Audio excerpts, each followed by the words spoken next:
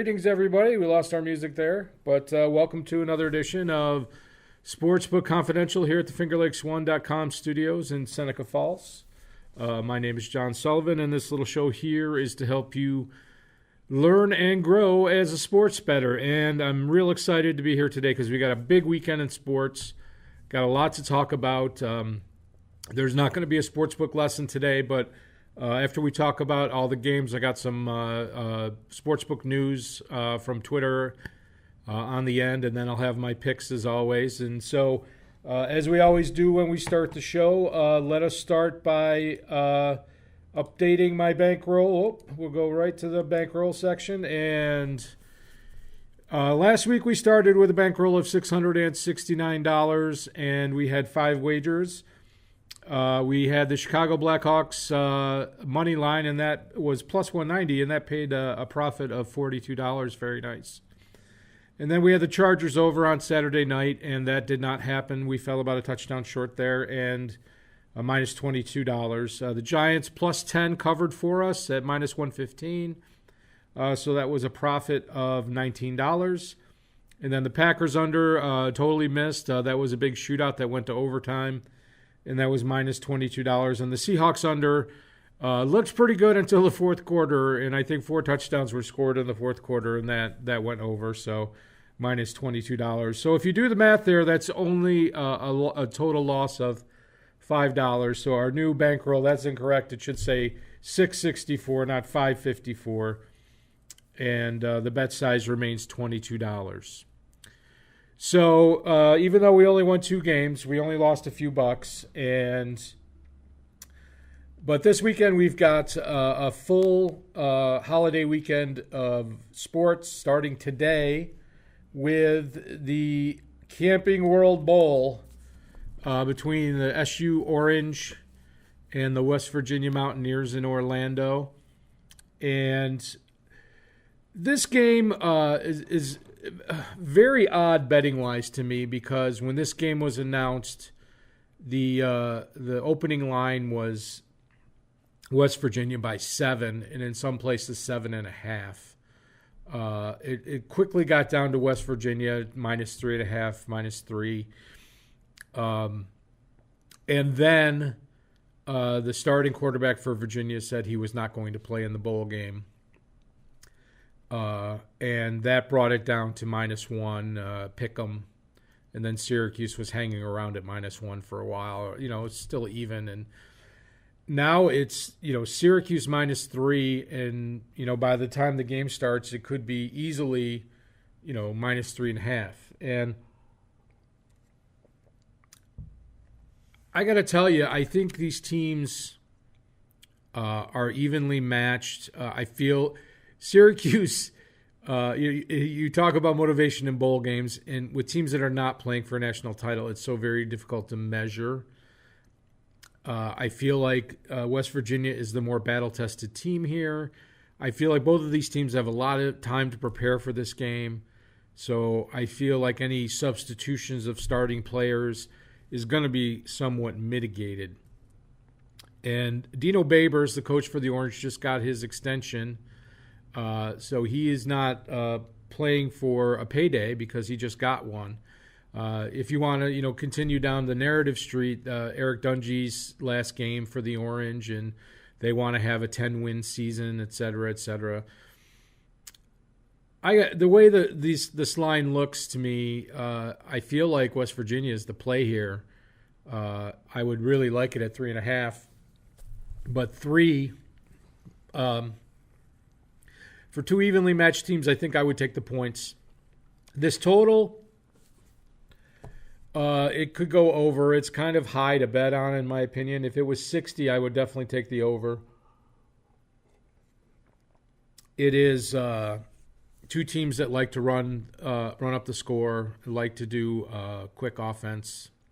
So we'll see what happens. But right now, I hate to say this, Orange fans, but I think the smart bet is on, the value bet is on West Virginia for this game. But this game's at 5 o'clock tonight, so we'll see what happens. And, moving on to Friday night, we have, as we always do, we have our NHL game. The NHL's back from its Christmas break.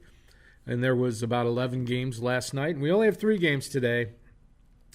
We have the Senators at the Islanders. I've found that the Islanders seem to play up better when they're playing at Nassau Coliseum as opposed to the Barclays Center in Brooklyn. I believe they've made a deal to go back to Long Island permanently once renovations or a new space is finished. But you always want to check the venue to see where they're playing. But obviously the Islanders are the favorite in this game. But the value is on the Senators. I talked about this in a previous show, how the Senators are a team that when they play a top-level team like Toronto or Pittsburgh or Winnipeg Jets or something like Vegas, or they kind of don't bring it. They just kind of show up and don't bring their A game. Senators have a lot of young players. They traded away most of their talent. They do have Matt Duchene back in their lineup now, but when they play a team they think they can beat, and I think this is one of those games, they're very competitive. So if you have a game where you think it will be competitive and you're getting plus 162, you want to jump on that. Not sure if that will end up as my play. We'll see what the best value on the board is. But moving on, you have the Canadiens. That should be plus 127 at the Panthers minus 140. And Carey Price is out for an extended period of time, the goalie for the Canadiens, and he has kind of been a shell of his former self. He was a world-beating goalie, and he missed the majority of a year. Was it last year or the year before? I can't remember, but he's been average this year in goal for the Canadiens. And the Canadiens are surprisingly good offensively this year. They've been very good against the East. And they have Shea Weber back now in their lineup, and they're playing Florida. And I like to bet against Florida at home because nobody goes to their games, and there's often more fans of the visiting team in the stands. It's really not much of a home ice advantage. So I like the Canadiens at plus 127 here. I think that I'm going to pass on this game. Unless the odds changed, but that's, again, good value on the visitor. And then the Maple Leafs, minus 123 at the Blue Jackets, plus 111. Both of these teams played last evening, and Korpisalo played last night for Columbus, so Bobrovsky will probably play tonight. I think Korpisalo is their better goalie. But here you have the Maple Leafs getting close to even money. Maple Leafs are probably the best offensive team in the league. They rival only the Washington Capitals. I think the Capitals are a more complete team. They have better overall goaltending, and they have better defensive defensemen, if you want to say that. But you have the Maple Leafs can put up 7-8 goals on any team in the league on a given night. And if you see them getting close to plus 100, their line is not minus 150, minus 160. You can get them on the puck line at a really good price. So we'll see what that puck line is. And then at the end of the show, I should have my pick. If it's better than what the Senators are getting, then I'll take one or the other. So short night in the NHL. And that brings us to Saturday. And on Saturday, we are going to have the long-awaited BCS playoffs. And we have undefeated Notre Dame versus undefeated Clemson. Clemson is 12.5-point favorites. 56.5 is the total. That's going to be at the Cotton Bowl in Dallas. And I have to say that for both of these games, I kind of like the underdogs from a betting perspective. I think most people think it's a foregone conclusion that Clemson and Alabama are going to play for the national title. I totally disagree with that. I feel like Notre Dame is going to give Clemson a very tough game. Now, Clemson, just even in the ACC title game, they cruised to a victory in the second half, but I believe it was a 7-point game at halftime against Pitt.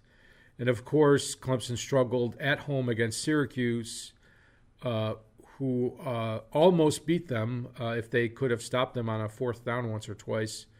They had 2 chances to stop them on fourth down on their game-winning drive. So Clemson did not play a tough schedule. And I do think they're an elite team, but I also think Notre Dame has one of the better defenses in the country. It will be interesting to see, again, these bowl games, they've had, almost a month to prepare for these games, three plus weeks. So I feel like, both of these teams could overcome players not playing with all the practice time they had. So as far as the total goes, 56.5. I feel like if you like Clemson in this game, you're going to take the over. And if you like Notre Dame in this game, you're going to take the under. I lean under here. I like Notre Dame. If Notre Dame allows Clemson to score 30 points, they have no chance. Notre Dame needs to put up 28, and they need to hold Clemson to 24. But I do think Notre Dame defense is good enough to cover the 12.5 points here. That's an awful big spread. If it got to 13 or 14, I would love it a lot more. That extra half point will make a big difference. You figure somebody will be going for 2 at some point in that game. And then you have Oklahoma at Alabama, or versus Alabama, a warm weather game, and you have Alabama's 14-point favorite, and 77 is the total. Now, I don't feel like Oklahoma is really being disrespected by this line, but I think the bettors are undervaluing Oklahoma here. Oklahoma is a team that only lost 1 game, and it was in overtime to an Army team. It was at home, a 10-3 Army team or a 10-2 Army team that was, they probably underestimated them. But they did lose in overtime, and they scored 39 points. So it's not like they're not going to score points. I watched the Alabama LSU game where the Alabama went into Baton Rouge and, basically shut out LSU. And I expected that game to be over. I expected LSU to put up at least 20. And so Alabama's defense can rise to the occasion, although LSU is more of a rushing attack, and Oklahoma's much more of a pro-style offense. So I feel this is one of those games where I don't really like the number on the total. I don't really like the 77, but I love Oklahoma plus 14. I feel like they could be down 21 and come back and get a late score to make it a 14-point game. I feel like they could. The ball's going to be flying, but it could be a 35-38 game and it wouldn't go over. So it's very difficult for me to bet over 77 here. But Oklahoma's basically putting up 40 points a game, and you have to see what that differential will be. If Alabama is 14-point favorite, then you're looking at Oklahoma to put up 28 points. If you feel like they can put up 28 points, I feel like they're going to cover, and that's the case for me. We'll see how many points Alabama puts up. Maybe their quarterback has something to prove after he lost the Heisman Trophy, if you want to go narrative street there. But very interesting games on Saturday. Excited to see the playoffs finally get here. I think they stretch it out too long, but I understand why they do it. It's perfect to do it on the last week of NFL where there's really not that many games that are important. Also on Saturday, Syracuse basketball is playing St. Bonaventure, and there were no odds released at this time for that game, so I did not review it, but we're going to start into college basketball next week, so we'll have something for you in basketball next week, promise you that. So moving on to our next topic is Week 17 NFL, and we have an interesting schedule of games. Now, for the Week 17 NFL, they don't play on Saturday. They don't play on Thursday. They don't play on Monday night. Everything's on Sunday. So I put up every game here that has some meaning to the playoffs, with exception of the Bills and the Giants. And we're going to go through them one at a time. And Week 17 is really tough because if teams are not playing for anything, it's hard to gauge how much effort they're going to put forward into, the win or protecting their assets, so to speak. So let's get started. The Cowboys at the Giants. Giants are 6-point favorites, 41.5. What could be Eli Manning's last game in New York as a New York Giant. He says he wants to continue playing, but it seems like the Giants have not come out in support of carrying him forward into the next year. So you don't know what's going to happen there. But the Cowboys have their division title locked up, and they're going to be the number 4 seed.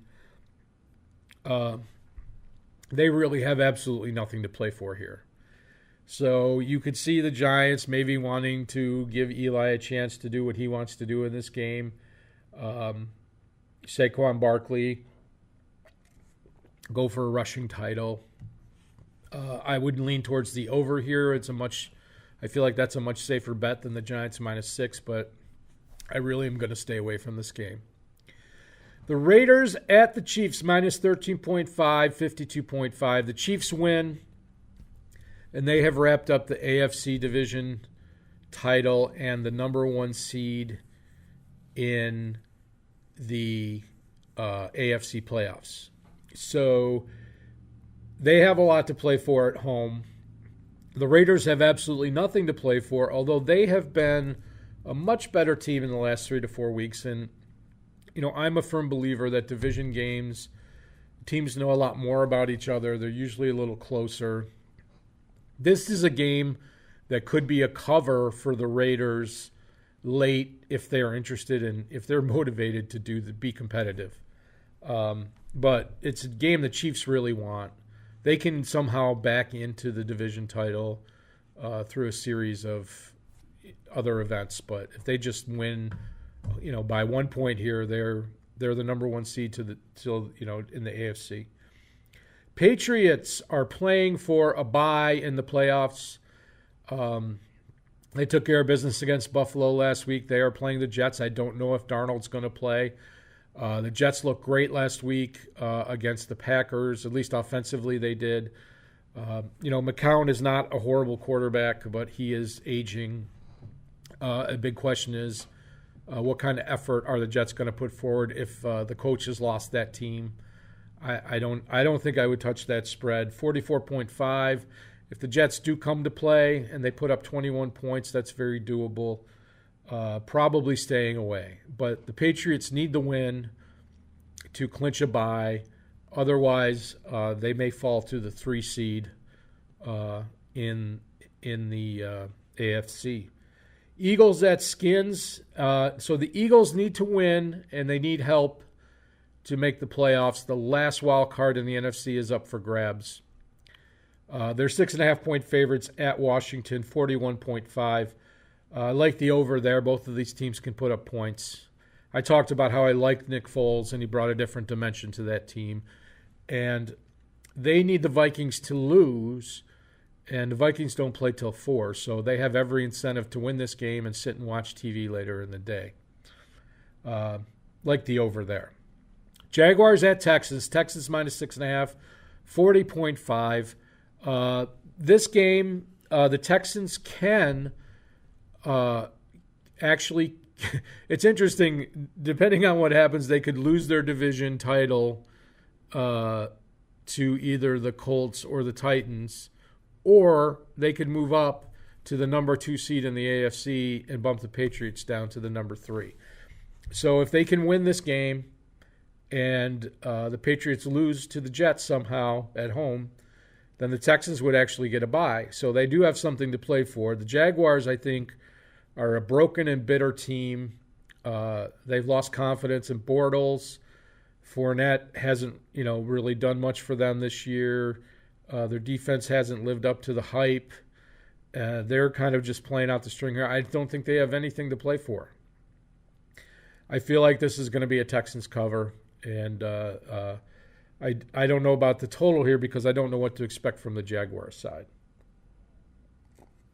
Browns at Ravens. This game really interests me, and I think what happens in this game for the Cleveland Browns is going to sum up their year, because Baker Mayfield, who I just loved in the draft, and I was a little surprised he went number 1, but it's his attitude. People call it swag or whatever, but he has ability to make NFL reads. We saw that when they replaced Tyrod Taylor with Baker Mayfield. The difference was noticeable instantly. He is deceptively fast as a runner, but hopefully when the team offensively really takes shape, he won't have to rely on his legs anymore.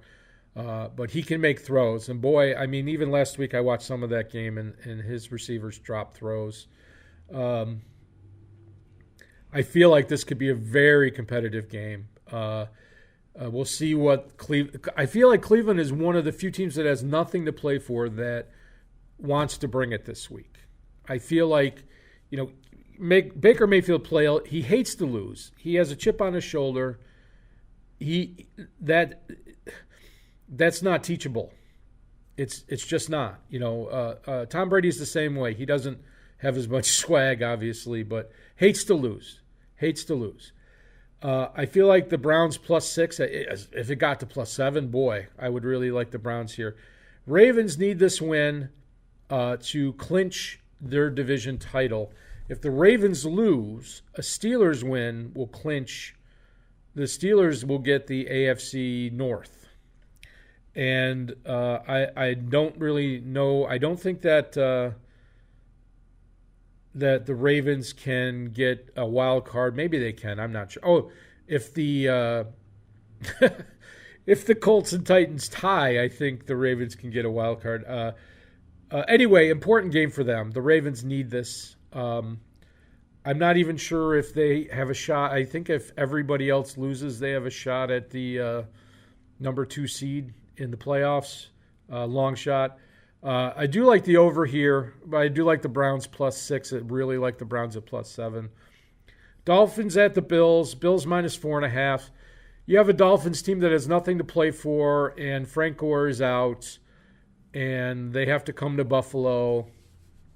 The Bills, they have one of their defensive players, Kyle Williams. It's his last game, and I'm sure they want to go out with a win. This game I think it opened at 3 or 3.5. The Bills, have the overall ranked number 1 or number 2 defense. So, you look at that 40, I think it's going to go over. I think Bills Dolphins games are usually pretty competitive scoring-wise. And the weather's not supposed to be bad. Sunny, a little windy, 36-ish, 38. We'll probably not touch that game. So in the late afternoon games, we have the Bengals at the Steelers. Steelers -14.5. The Bengals are a complete mess. They started the season 4-1 or 5-1 and have just completely collapsed. 45.5 is the total. I actually think Jeff Driscoll is a good backup quarterback. He's played pretty well. But the Steelers have to have this game. And I think Tomlin needs this win, to kind of get this team back on track. But they'll know the outcome of the Ravens game before this game starts, unless the Ravens game is, finishing late or goes to overtime. But if the Browns beat the Ravens, the Steelers just need to win to make the playoffs. And I don't know about that's a lot of points on that spread. I don't think I'd touch that game. Bears at the Vikings. This one is interesting to me. The Bears could possibly get a number 2 seed in the playoffs, and if they win and the Rams lose, the Vikings obviously need the win to make the last wild card spot. I believe if the Eagles lose, the Vikings, I think, will have that playoff spot no matter what. So if the Eagles somehow lose to the Redskins, then this game is meaningless for the Vikings. But you expect if they need this win, the Vikings minus 4.5, they're going to go all out. And I love that over at 40.5. Those two teams can put up points, and I expect points. And that's, obviously weather not a factor there. 49ers at Rams. The Rams need to win to secure the number 2, the bye, and the number 2 spot in the NFC playoffs. 49 is the total there. I kind of like the over. You think if the Rams get up by 14 or 21, they'll call off the dogs because they don't need to cover the spread here. They just need the win. 49ers have played pretty well considering all the injuries they've had this year. I feel like if they come back healthy, I wouldn't sleep on them next year. They're really building a good team there. It seems like they're competitive for a while, and then in the second half they just kind of lose it. They run out of either energy or just answers. People seem to figure them out. They're limited. They only have 1 or 2 decent receivers, and they're on their third string quarterback. But when they get healthy, they'll be someone to be reckoned with. And then the Sunday night game is the Colts at the Titans. Titans +3, 43 is the total, and this is a playoff game. The winner goes to the playoffs, so it will be very exciting. And I talked about Super Bowl futures last week, and I really like the Colts. In a weird scenario, these two teams could either one of them could win their division if the Texans lose, and in a very weird scenario, if they tie, they could both miss the playoffs. So the game's going to matter no matter what happens before them. But if the Texans win, and I think they will, this game becomes a playoff game for the last wild card. And I do like the Colts as the better team here. Betting wise, I just on principle, I would take the over. The Colts games seem to go higher scoring with facing an adequate offense. You may see the Titans try to grind it out and become make it a shorter game, a closer game. I don't know what to expect, but I'll definitely be watching. It'll be fun. And that's it for Week 17. So before we get to our picks, I want to quickly talk about a couple of tweets this week in the sports betting world. And my friend Mark Meltz in Vegas, he takes lots of cool photos of restaurants and things to do around Las Vegas. But he talks a lot about sports betting. And he's got an article in the Buffalo News, which actually has a great sports section. And he says, "Can we gamble on this? New era of televised bowling begins on Fox." So the PBA, the Professional Bowlers Association, is bringing back live bowling this year on Fox on one of their networks. I don't really know the details. Buffalo's a big bowling town, so that's probably why I made the newspaper there. But I just want to point out that this is an example of how sports betting is going to create demand for new live content. If you can bet on it, people are going to want to televise it. And you're going to start to see things like curling. Maybe they'll bring back the old putt-putt tournaments they used to have. I don't know. But with live sports betting, people can interact on their phones. They can place wagers. Engages the viewer. So live sports is going to be a premium, and you're going to want to, keep track of where your favorite live programming is going to be. And also, Daniel Wallach, who is a sports gaming lawyer, tweeted this. Very good catch for him. NBC has registered the following domain names for sports betting: NBC Sportsbook, NBC Sportsbook, NBC Sportsbet, etc., NBC Sportsbook, NBC Sports Betting. So what's going to happen here?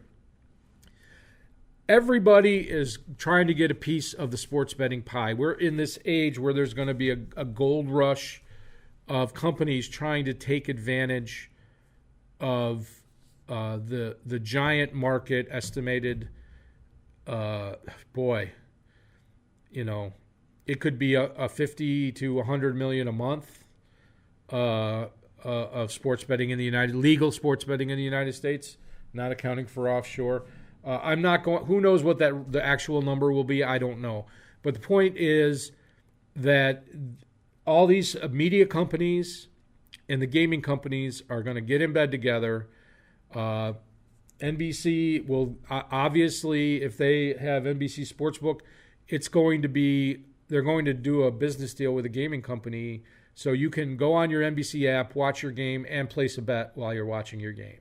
So very interesting things going on there. So let's finish with my picks, and we will... Oh, there we go. Here we go.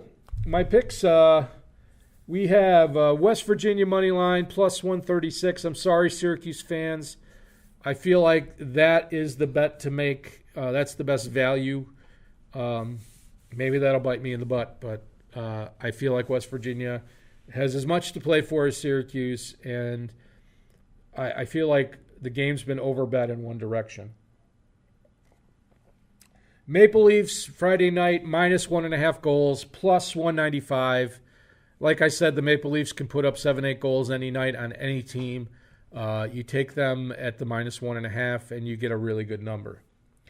On Saturday, I'm going to make a BCS pick, and I'm going to take Oklahoma plus 14, minus 105. I feel like even if Oklahoma was down 28 points, they're just going to keep slinging it, and they could end up covering the 14-point spread there.